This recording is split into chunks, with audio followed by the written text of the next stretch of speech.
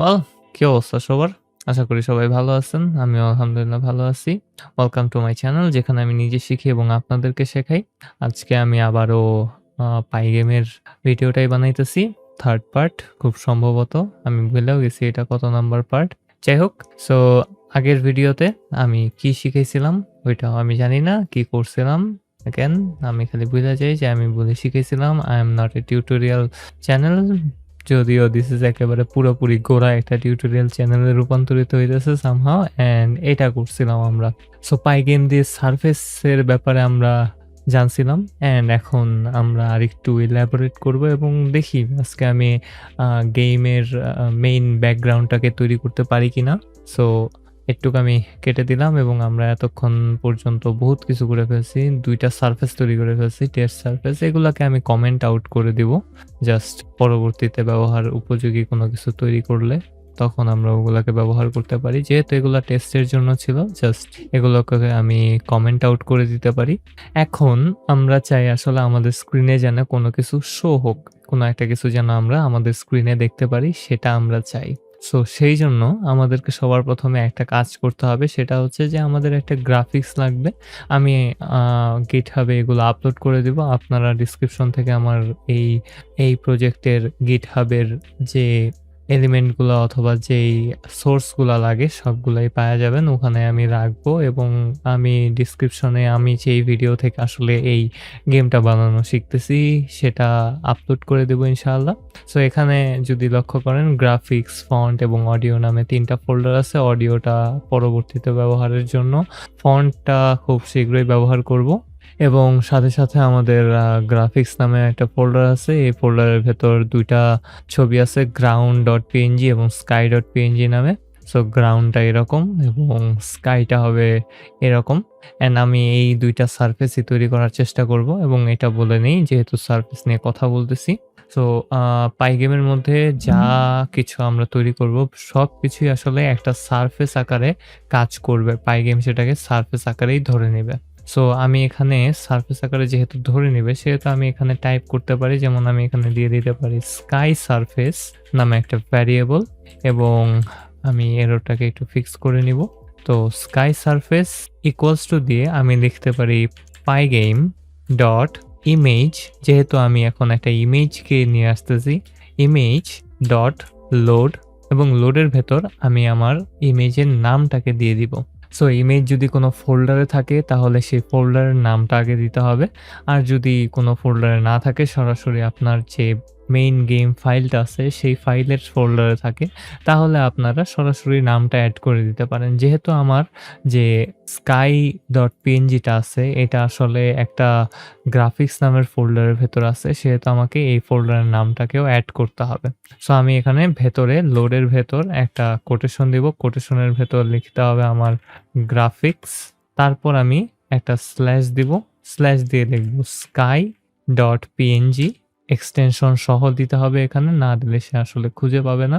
তো হ্যাঁ, sky.png-র এসটা এখানে বড় হাতের, যেহেতু আমি এখানে বড় হাতের দিয়ে দিব।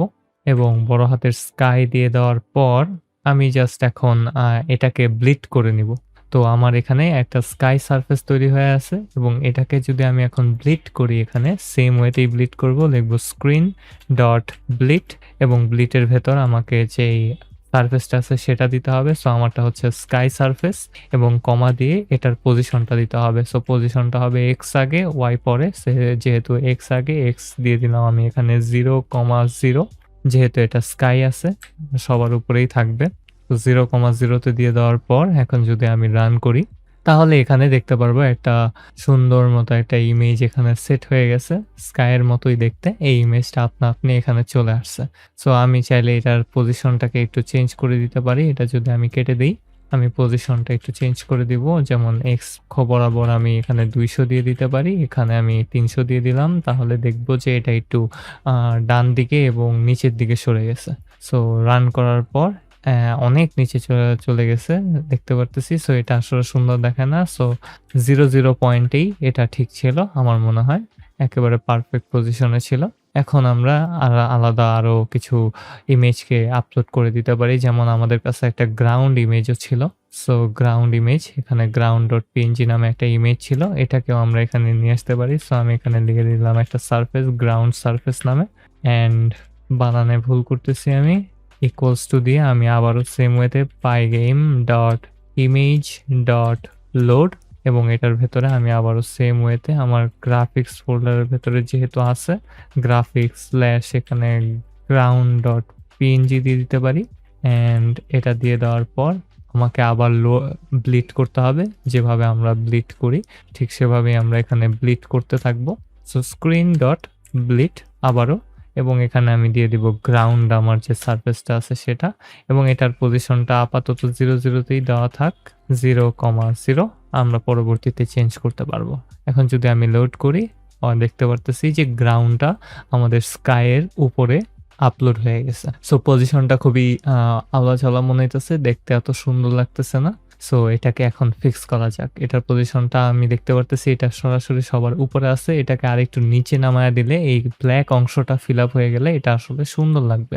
সো নিচে নামানোর জন্য যেহেতু আমরা নিচের দিকে নামাবো, ওয়াই অক্ষ বরাবর নিচের দিকে, তার মানে ওয়াই এর ভ্যালুটাকে চেঞ্জ করতে হবে, একটু বাড়ায় দিতে হবে। তাহলেই আমরা ইনশাল্লাহ ঠিকঠাক মতো আমাদের এই গ্রাউন্ডের পজিশনটা সেট করতে পারবো। সো আমি এখানে ওয়াই এর পজিশনটা একটু চেঞ্জ করে দিব।